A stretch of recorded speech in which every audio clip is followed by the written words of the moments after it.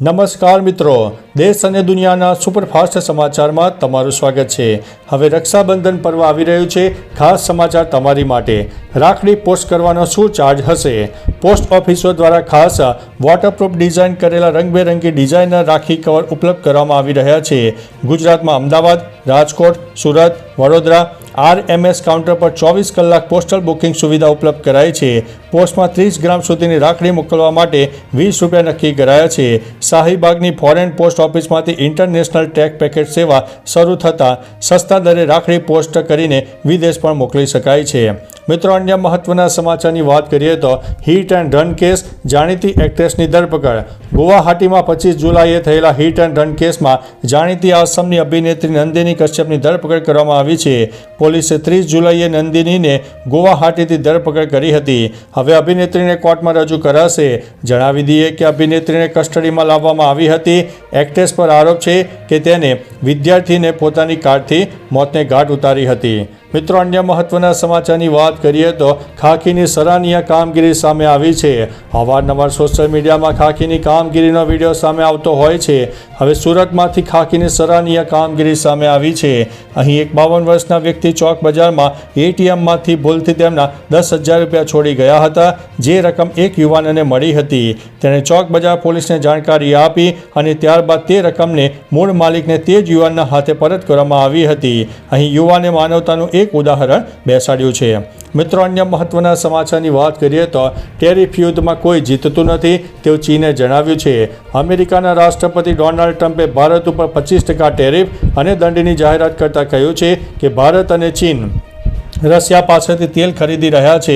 આના પર પ્રતિક્રિયા આપતા ચીને કહ્યું છે કે ટેરિફ યુદ્ધમાં કોઈ જીતતું નથી, તાકાત અને દબાણ કરવાથી કંઈ થતું નથી। રશિયા પાસેથી તેલ ખરીદવા પર ચીને કહ્યું છે કે અમે અમારા હિતોના આધારે નિર્ણયો લઈએ છીએ। મિત્રો, અન્ય મહત્વના સમાચારની વાત કરીએ તો ટેસ્લાનો બીજો શોરૂમ દિલ્હીમાં ખુલશે। ભારતમાં ટેસ્લાનો બીજો શોરૂમ દિલ્હીમાં ખુલવા માટે જઈ રહ્યો છે। આ નવો showroom Indira Gandhi international airport પાસે એરોસિટીમાં બની રહ્યો છે અને તેની શરૂઆત આવતા મહિને ઓગસ્ટમાં થઈ શકે છે। કંપનીએ સોશિયલ મીડિયા પર નિર્માણાધીન સેન્ટરની તસવીરો પણ શેર કરી છે। હાલમાં ભારતમાં ટેસ્લાનો પ્રથમ શોરૂમ મુંબઈમાં કાર્યરત છે। કંપની ભારતમાં ફક્ત મોડેલ વાયનો rear vehicle drive version offer કરી રહી છે।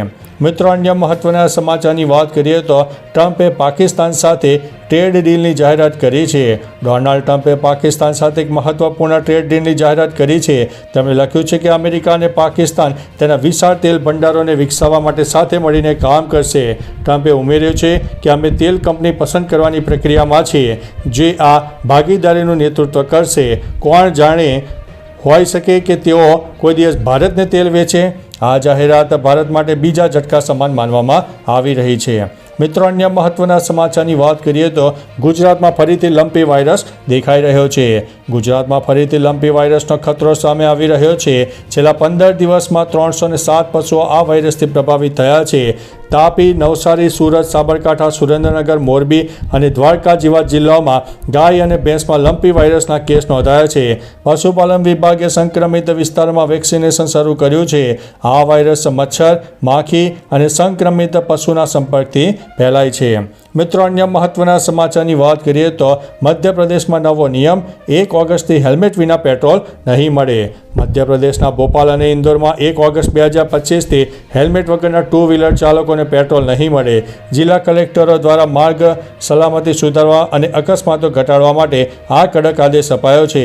સુપ્રીમ કોર્ટની રોડ સેફ્ટી કમિટીના ચેરમેન સાથેની બેઠક બાદ આ નિર્ણય લેવામાં આવ્યો છે। વહીવટીતંત્રને આશા છે કે આનાથી લોકો ટ્રાફિક નિયમો પ્રત્યે વધુ જાગૃત બનશે। મિત્રો, અન્ય મહત્વના સમાચારની વાત કરીએ તો રાજ્યમાં કેવું રહેશે વાતાવરણ? રાજ્યમાં વરસાદનું જોર ઘટી રહ્યું છે। હવામાન વિભાગ દ્વારા રાજ્યમાં હવે છૂટાછવાયા સ્થળોએ વરસાદની આગાહી કરવામાં આવી છે। માછીમારોને 2 ઓગસ્ટ સુધી દરિયો ન ખેડવાની સલાહ આપવામાં આવી છે। આ સાથે ઉત્તર ગુજરાત, અમદાવાદ, અરવલ્લી, ગાંધીનગર, ખેડા, આણંદ, પંચમહાલ, દાહોદ, મહીસાગર, છોટાઉદેપુર, નર્મદા, ભરૂચ, સુરત, ડાંગ, તાપી, નવસારી, વલસાડ, સૌરાષ્ટ્ર અને કચ્છમાં વરસાદની આગાહી વ્યક્ત કરવામાં આવી છે। મિત્રો, અન્ય મહત્વના સમાચારની વાત કરીએ તો સ્કૂલોમાં વિદ્યાર્થીઓનું થશે સ્ક્રીનિંગ. કિડની ઇન્સ્ટિટ્યૂટના પીડિયાટ્રિક નેફ્રોલોજી ડિપાર્ટમેન્ટ દ્વારા બાળકોમાં કિડની સંબંધિત રોગોની તપાસ માટે પાયલોટ સ્કૂલ સ્ક્રીનિંગ પ્રોજેક્ટ હાથ ધરવામાં આવ્યો છે, જેમાં અમદાવાદની સ્કૂલોમાં 12 થી 14 વર્ષના વિદ્યાર્થીઓનું સ્ક્રીનિંગ કરાશે. હાલ પ્રાથમિક તબક્કે 1800 બાળકોની તપાસ કરવાનો ટાર્ગેટ છે. અગાઉ થયેલા સ્ટડી મુજબ 68% બાળકોમાં કિડનીનો રોગ છેલ્લા સ્ટેજ સુધી પહોંચી જાય ત્યાં સુધી મેડિકલ સારવાર મળતી હોતી નથી. મિત્રો, અન્ય મહત્વના સમાચારની વાત કરીએ તો અમદાવાદના 12 વોર્ડમાં વૃક્ષ ઘટ્યા, વટવામાં સૌથી વધુ જોવા મળ્યા છે. અમદાવાદમાં વૃક્ષારોપણ ઝુંબેશ વચ્ચે ચોંકાવનારો ખુલાસો થયો છે. International council for local environment ઇન્સેન્ટિવના સર્વે મુજબ વર્ષ 2012 થી 2024 દરમિયાન શહેરના 12 વોર્ડમાં વૃક્ષ વિસ્તાર ઘટ્યો છે. વટવામાં સૌથી વધુ 41%થી વધુનો ઘટાડો નોંધાયો છે, જેનું કારણ બુલેટ ટ્રેન પ્રોજેક્ટ માટે કપાયેલા વૃક્ષો છે. જોકે ઇન્દ્રપુરી, કુબેરનગર અને સહીજપુરમાં 100 થી 200% વધારો થયો છે. મિત્રો, અન્ય મહત્વના સમાચારની વાત કરીએ તો ટ્રમ્પની ભારત વિરુદ્ધ મોટી કાર્યવાહી. ડોનાલ્ડ ટ્રમ્પે ભારત પર 25%નો ભારે ટેરિફ લાદ્યો. આ પછી અમેરિકાના વિદેશ વિભાગે હવે ઈરાન સાથે તેલ વ્યવહારો કરવા બદલ 6 ભારતીય કંપનીઓ પર પ્રતિબંધો લાદ્યા છે. આ 6 કંપનીઓમાં Kanchan polymers, alchemical solution, Ramniklal S Gosalia and company, Jupiter ડાય-એમ, ગ્લોબલ ઇન્ડસ્ટ્રીયલ કેમિકલ અને પર્સિસ્ટન્ટ પેટ્રોકેમનો સમાવેશ થાય છે.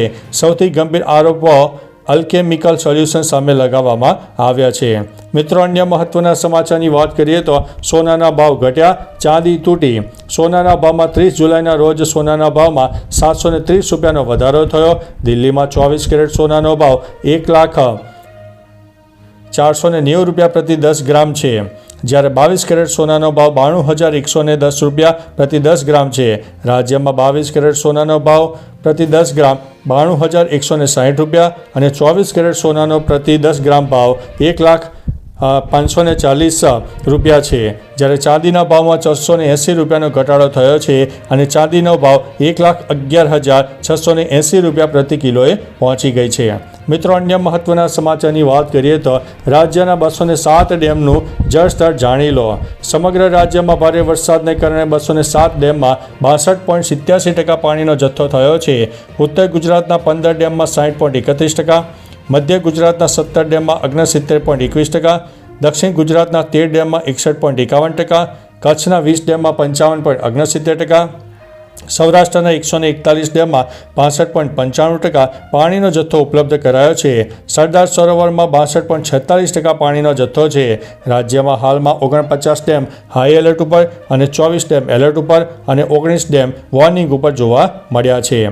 મિત્રો, અન્ય મહત્વના સમાચારની વાત કરીએ તો ગુજરાતમાં આવ્યો છે ભૂકંપ. ગુજરાતમાં ગઈકાલે ભૂકંપ આવ્યો હોવાના સમાચાર છે. કચ્છમાં ભૂકંપના આંચકા અનુભવાયા હતા. ગઈકાલે સવારે 9:52 કચ્છમાં 3.3ની તીવ્રતાનો મધ્યમ સ્તરનો ભૂકંપનો આંચકો આવ્યો છે. ભૂકંપનું કેન્દ્ર 16 કિલોમીટર દૂર બાલા પાસે નોંધવામાં આવ્યું છે. તો ચાલો મિત્રો, ફરીથી દેશ અને દુનિયાના સુપરફાસ્ટ સમાચાર લઈને મળતા રહીશું. ત્યાં સુધી અમને રજા આપશો. નમસ્તે.